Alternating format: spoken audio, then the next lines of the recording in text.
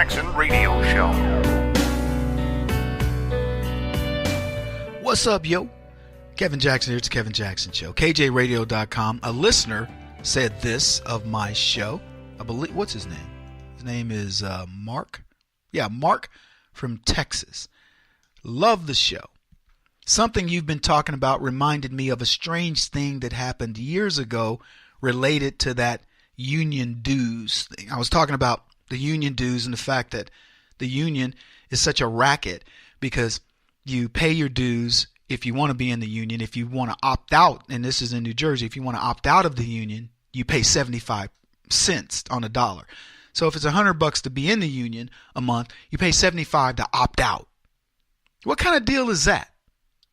And I was explaining that the union, one of the things that Sotomayor said in this Janus case that's before the Supreme Court is, well, you know, if you're going to benefit even tangentially from something that the union does, you pay your dues because you're still going to benefit from them. And so the counter argument to that would be, well, what if they don't do anything that's of benefit? What if they don't get collective bargaining in my favor the way I want it? What happens then? Have I paid my dues for nothing? So it's a horrible way to look at it. Then she says she compared it to the Bar Association, where all lawyers are required to be part of the bar. That's a different thing.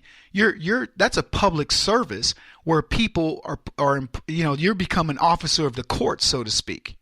So you join the bar and take the I forget the oath that they take, but that says essentially I'm going to represent my client fairly and and ethically. You're a union guy. What are you going to do? I'm going to build this floor or this thing fairly and ethically. I'm going to put this building together fairly. No, I'm going to do my job. Now, I tell people all the time, I don't care about trade unions. If you become a master apprentice or a master electrician or whatever, good for you. That's just time spent in the job. If you want to be unionized over that and be able to say, well, I'm union, you're getting a much higher level of person. Fine. Let the there are some people that can't afford your title. And, some people just want a bookkeeper. They don't want an accountant. They don't want a CPA. You get it? So that's what I was talking about. Anyway, he goes on to say this. I was a state employee in Nebraska for about 25 years ago, and refused to allow the union to extract my union dues by citing a law that said you had to consent to any deductions from your paycheck. He says, I'm probably lucky they didn't have me beat up. I got away with it and never paid union dues. Everybody thought you had to pay, but my stand was not challenged. I mean, I'm putting this out there for people that may want to try this, regardless of the Janus decision. He says he got away with it because he says you had to consent to have any deductions from your paycheck.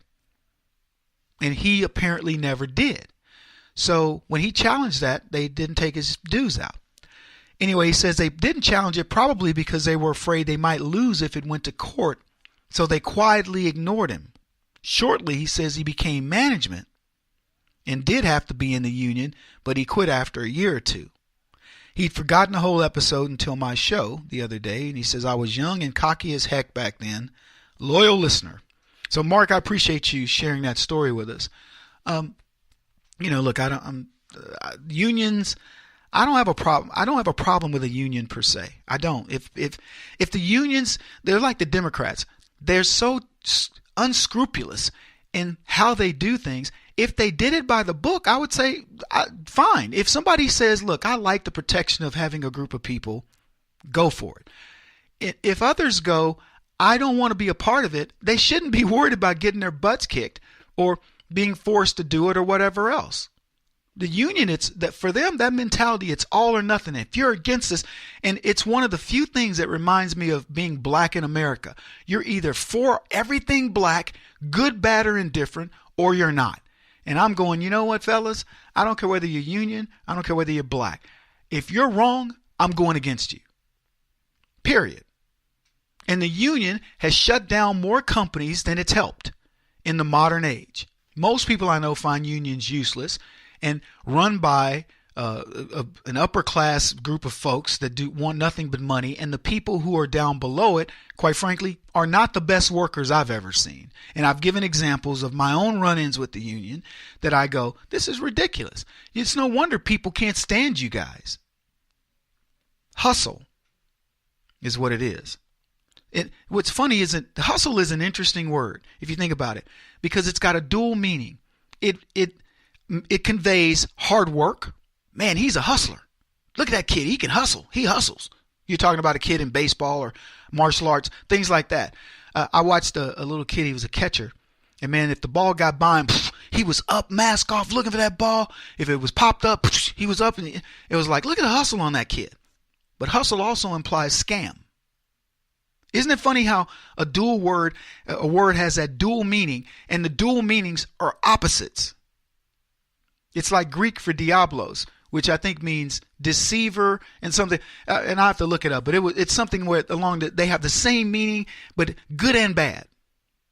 Hustle, hard work, and scam. The union is a hustle where they don't do any hard work. Hard work is discouraged.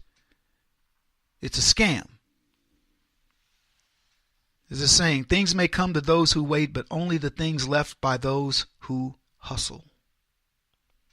You could use both of those terms for hustle there as well. Anyway, lots to talk about. Labeling Trump, I think, is one of the things I would like to cover. Oh, by the way, we will be talking about no whites allowed.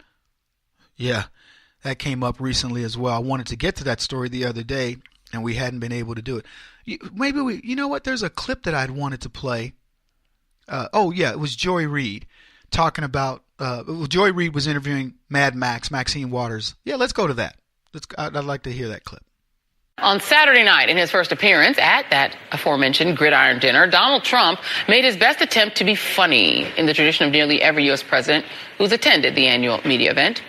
But between the self-deprecating jokes and the lighthearted roasts of Trump's favorite targets in politics and the media was this below-the-belt jab at Congresswoman Maxine Waters. Quote, Maxine Waters, he must be impeached. That's all she knows how to say. He must be impeached. But he's done nothing wrong. Doesn't matter, they say, what he's done wrong. What has he done wrong? I don't know. You got to be impeached. And then I say, I get in trouble for this, she has to immediately take an IQ test. Let's see what the Congresswoman thinks about that. So joining me now is Congresswoman Maxine Waters. Now, Congresswoman, we're relying on what people who were at the gridiron dinner said, that Donald Trump said, the transcript from inside that room. Your response to what apparently he said about you.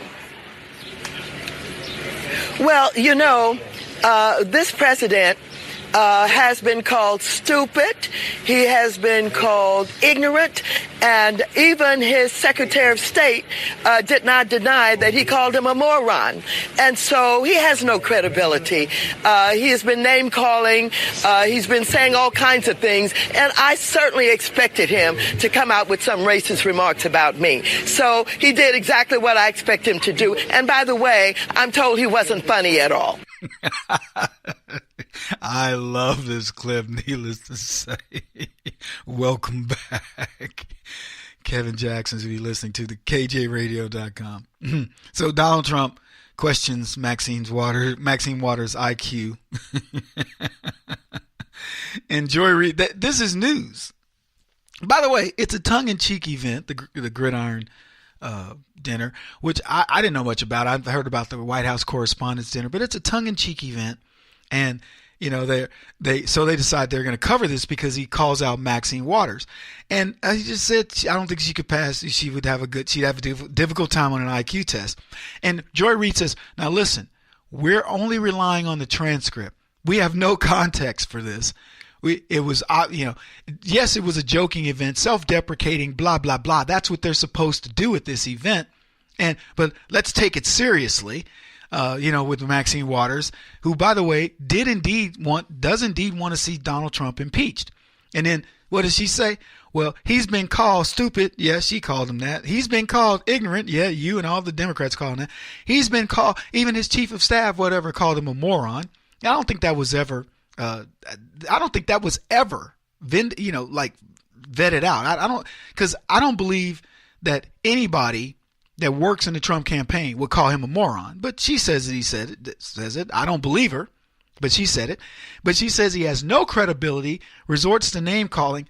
But as everybody caught at the very end, I know you did, don't pretend you didn't.